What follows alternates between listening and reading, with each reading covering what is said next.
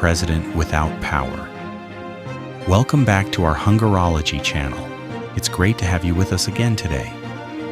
When you open the history books on the Hungarian post-war era, you inevitably stumble across a name that is linked like few others to the shattered hopes and the systematic disempowerment of an entire generation. Zoltán Tildy.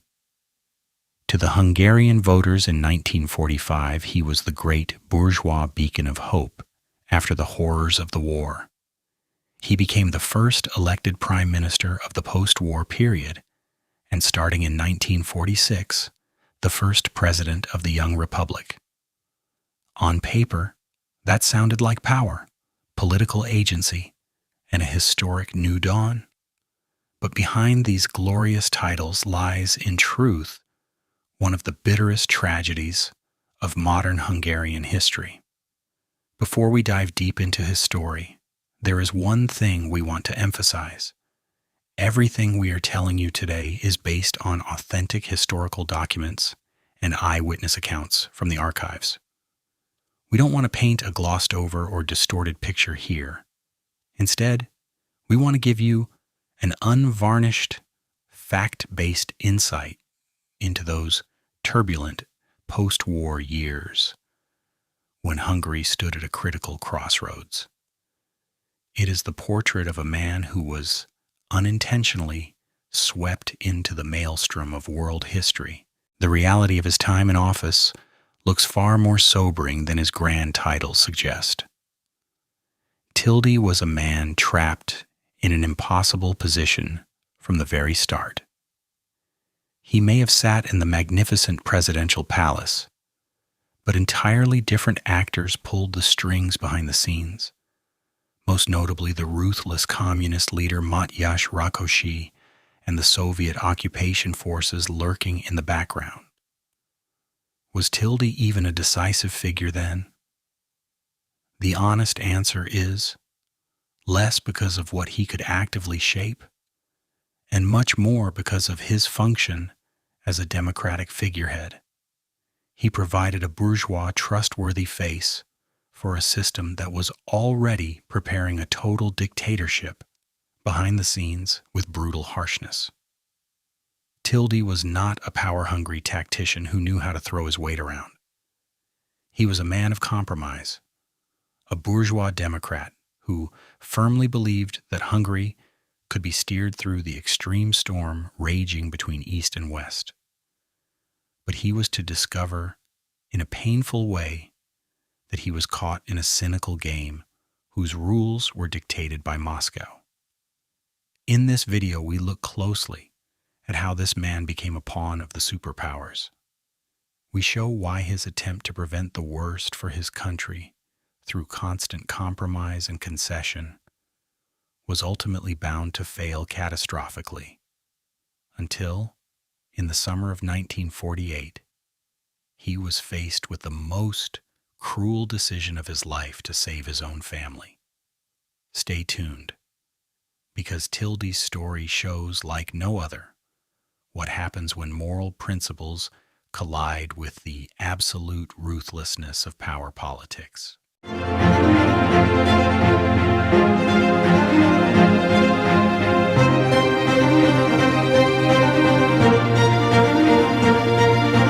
Part 2.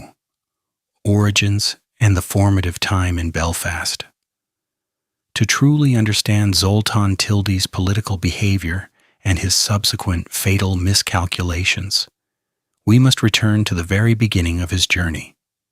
He was born on November 18, 1889, in Lőszánc, a town deeply rooted in the traditions of the Austro-Hungarian Empire at that time. He came from a solid middle-class civil servant family, which granted him access to higher education. Early on, he chose a theological path in life. He began his studies at the Reformed Theological Academy in Papa. In Hungary, Reformed Protestantism had always been more than just a religious denomination.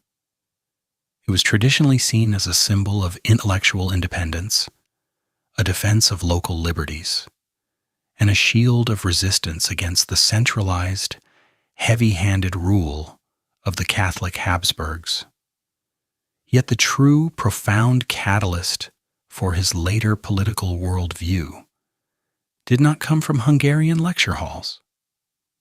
Around the year 1910, the young theologian received a path-breaking scholarship that took him to the Assemblies College in Belfast, Ireland. One has to visualize this massive contrast. Tildy left a rural Hungary dominated by rigid feudal structures and vast aristocratic estates, and landed in the industrial, politically highly volatile Belfast of the early 20th century. There, he breathed an air that was entirely new to him, the spirit of Anglo-Saxon parliamentary democracy. In Ireland, Tildy saw a vital, albeit deeply troubled civil society for the very first time. Belfast was right in the middle of a historic political crisis at that time.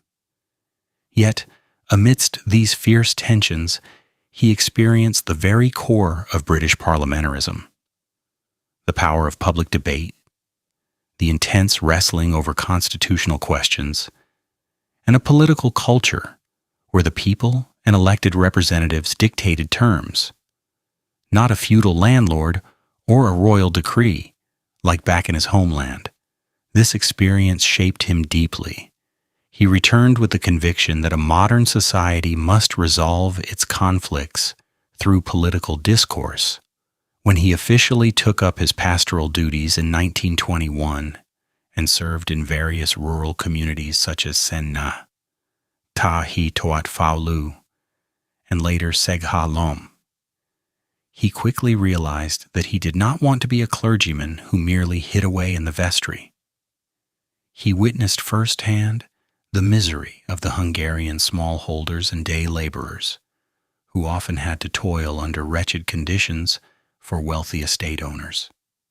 To Tildy, it was clear, a good shepherd must also care for the worldly plight of his flock. Yet it was precisely this Belfast molding that would later become his ultimate undoing. He brought the morality and gentlemanly style of an Irish debating society to a Budapest negotiating table where his communist opponents were playing with a stacked deck. He falsely assumed that even radical forces would adhere to basic rules of decency. It was a fundamental error that would eventually cost him everything.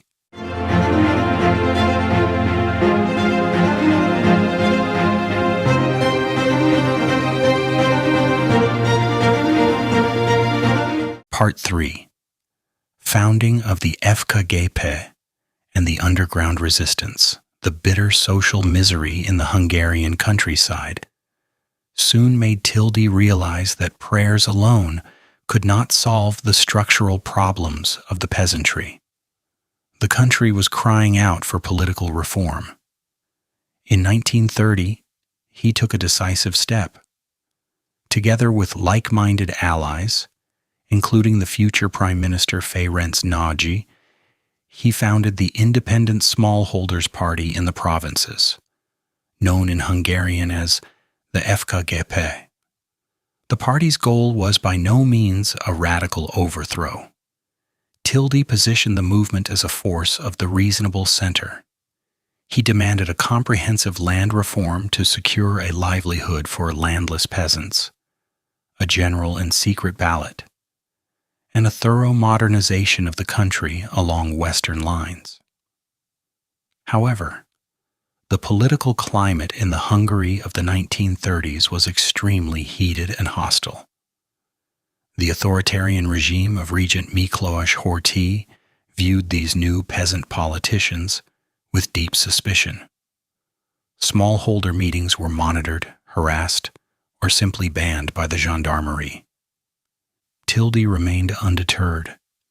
He was a skilled organizer and traveled tirelessly from village to village. He was not a typical demagogue or street barker. His rhetoric was calm, deliberate, and marked by a moral integrity that gave the rural population hope.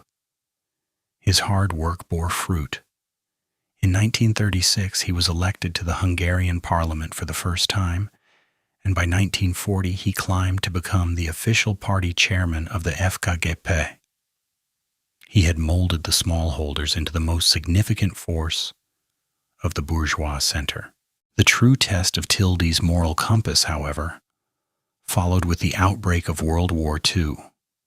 Hungary slithered deeper into a fatal alliance with Hitler's Germany as a so-called satellite state. While many conservative politicians gave in to Nazi advances, Tildy demonstrated unmistakable steadfastness. He belonged to the opposition wing that strictly rejected the war course and the government's anti-Semitic policies. When the German Wehrmacht occupied Hungary in March 1944 to prevent a looming Front Wechsel of the country, the situation became life-threatening for Tildy. The FKgP was immediately banned, and the Gestapo began hunting down democratic politicians. Tildy did not hide away meekly. He went firmly into the political underground.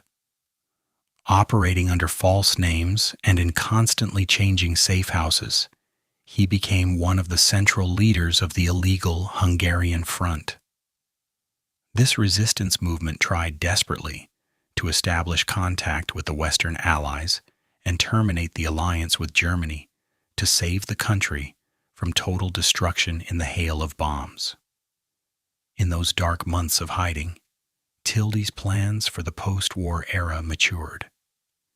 He dreamed of a new, free republic built on law and Christian morality. But while he was drawing up blueprints in the underground, the tanks of the Red Army were already rolling in from the east. Liberation from fascism was imminent, but it was about to bring a new form of oppression for which Tildy was entirely unprepared.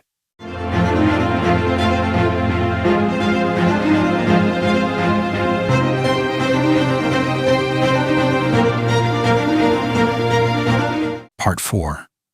1945, a victory that was no victory. When the guns finally fell silent in the spring of 1945, Hungary lay in ruins. Budapest was a city of ruins. The infrastructure had collapsed, and the population was deeply traumatized. In this chaotic initial transition period, the Soviet occupiers installed a provisional national government led by General Behla Mikloas Dolnoki. This interim chief faced the Herculean task of managing a raw pile of rubble. Tildy deliberately kept a low profile during these first few months. He was the untainted civilian, the man with the clean moral record, waiting for the moment when the people would have their say once more. In November 1945, that moment arrived.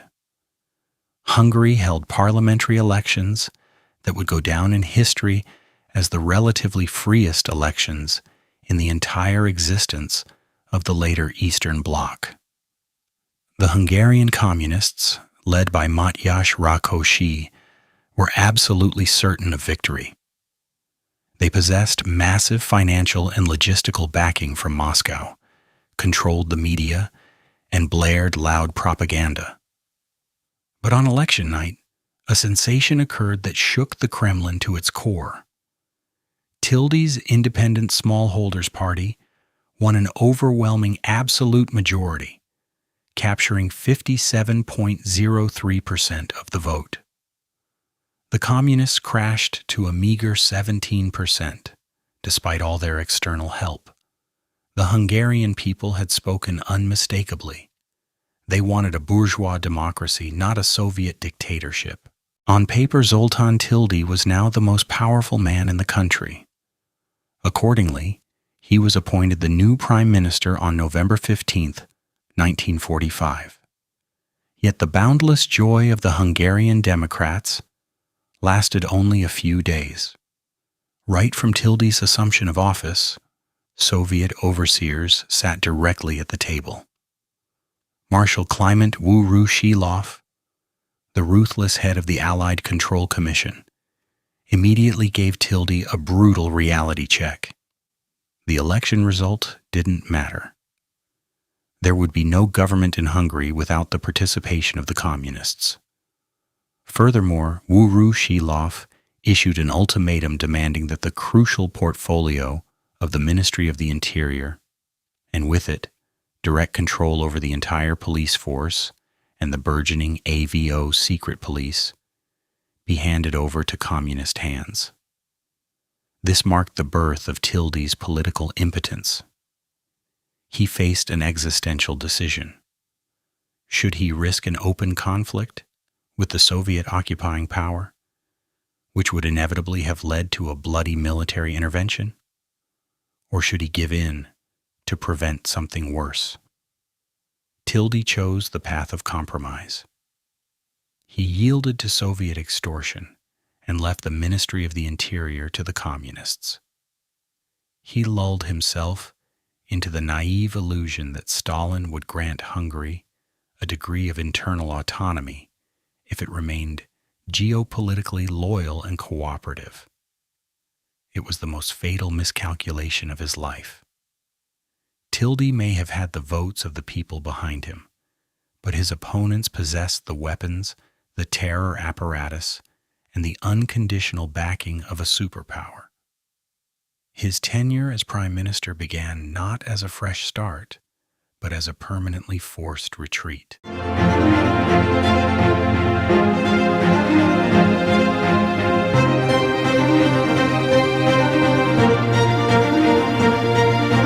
Part 5. The Golden Cage and the Salami Tactics. In February 1946, the communists made their next tactical move to sideline Tildy for good. The Hungarian Republic was officially proclaimed, and Zoltán Tildy was elected its first president. He handed over his previous office as prime minister to his party colleague Ferenc Nagy. On the surface, this appointment as head of state looked like a grand honor, the absolute pinnacle of his career.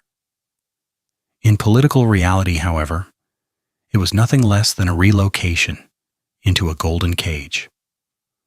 Under the new constitution, the office of the president was primarily limited to ceremonial and representative duties. From then on, Tildy resided in the Sándor Palace, receiving foreign diplomats, delivering solemn speeches about reconstruction, and signing official decrees. While he played the role of the democratic facade in the spotlight, the real filthy mud fight for power raged in Parliament. Mátyás Rákosi now set his infamous salami tactics in motion.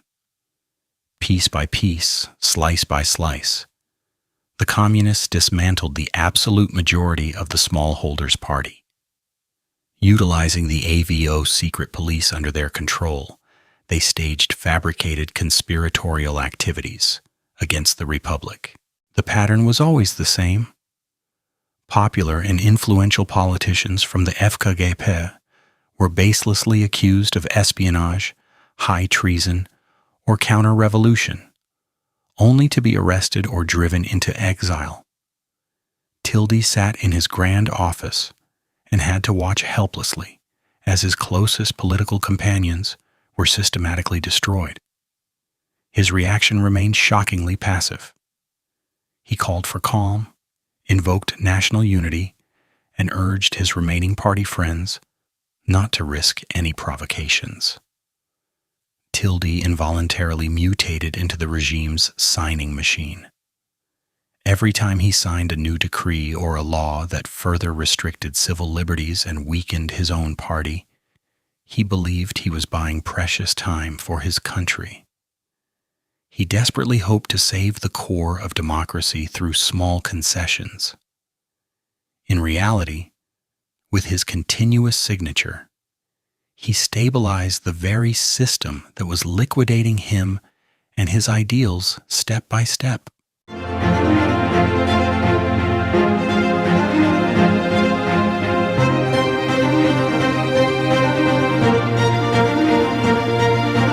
Part 6. The Noose Titans. The Blackmail. By the summer of 1948, the political salami was almost entirely consumed. The communists had forced the Social Democrats to merge with them, the opposition was crushed, and the total takeover of power was on the verge of completion.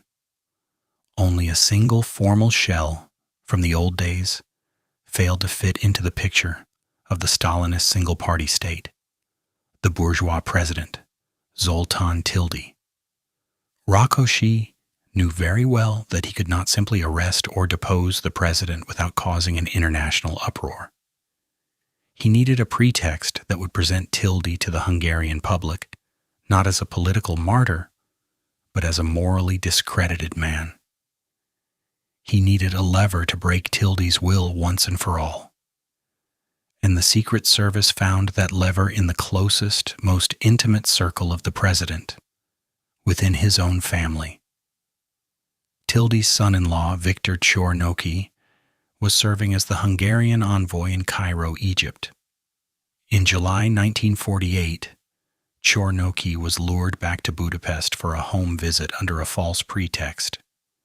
No sooner had he touched Hungarian soil than the handcuffs of the secret police snapped shut. The accusations were as fabricated as they were deadly: high treason, currency smuggling, and espionage for Western intelligence agencies. Rákosi did not invite the president to a political discussion. He confronted Tildy directly with the alleged evidence and dictated the terms with brutal coldness. The message was unmistakable. Either Tildy tendered his voluntary resignation immediately and vanished quietly from the scene, or his son-in-law would be sent to the gallows.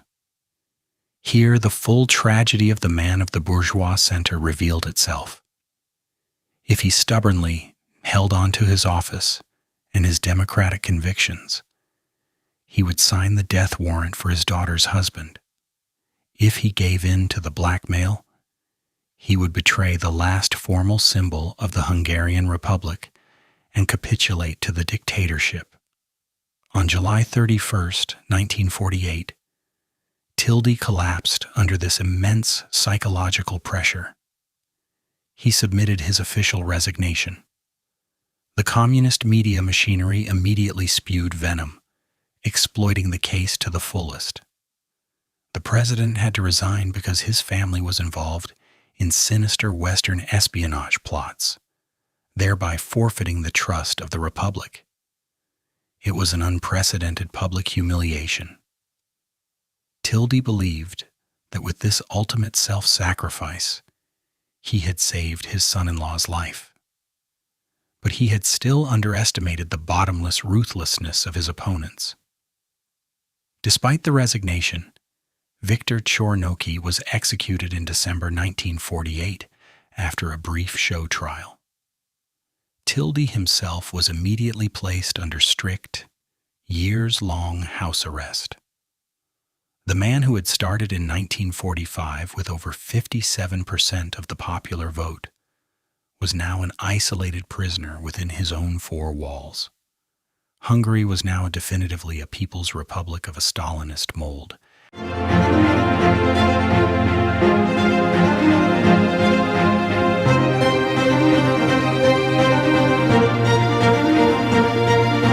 Part 7. The 1956 Comeback and the Bitter End. Zoltán Tildy spent 8 long years in total isolation. While the bloody terror of the Rákosi regime drove tens of thousands of people into labor camps outside, Tildy remained the forgotten prisoner of Hungarian history. Yet history was not done with the aging statesman. In October 1956, the pent-up fury of the people exploded in the Hungarian Revolution. The people demanded freedom, the withdrawal of the Soviets, and a return to democracy. In the midst of this historic storm, the new leadership remembered the old post-war president. Tildy was officially rehabilitated on October 27, 1956, and appointed as Minister of State in the revolutionary government of Imre Nagy. It was a deeply moving moment when the visibly frail Tildy re-entered the Parliament building after 8 years of banishment. He immediately functioned as a moral bridge, mediating between the various revolutionary factions, the students, and church organizations. In passionate radio broadcasts, he demanded the immediate restoration of the 1945 multi-party system and the national independence of Hungary. For a few days, it seemed as though Tildy was getting a late historic chance to finally realize his old ideals. But the dream did not last long. On November 4th, 1956, Soviet armored divisions brutally crushed Hungarian freedom. Tildy did not flee abroad as many others did. He remained steadfast in the Parliament building until he was arrested by Soviet soldiers.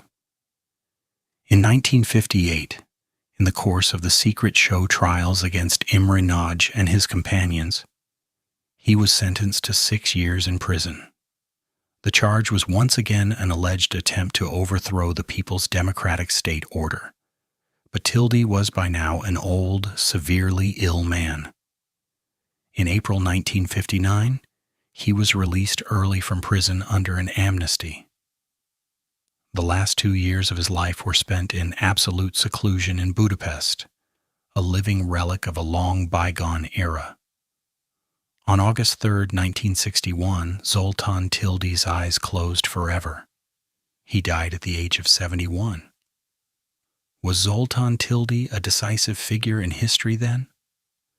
Perhaps not due to his actual power, but most certainly due to the fundamental tragedy of his existence. He was living proof that good intentions, moral appeals, and a willingness to compromise are never enough to halt a totalitarian system.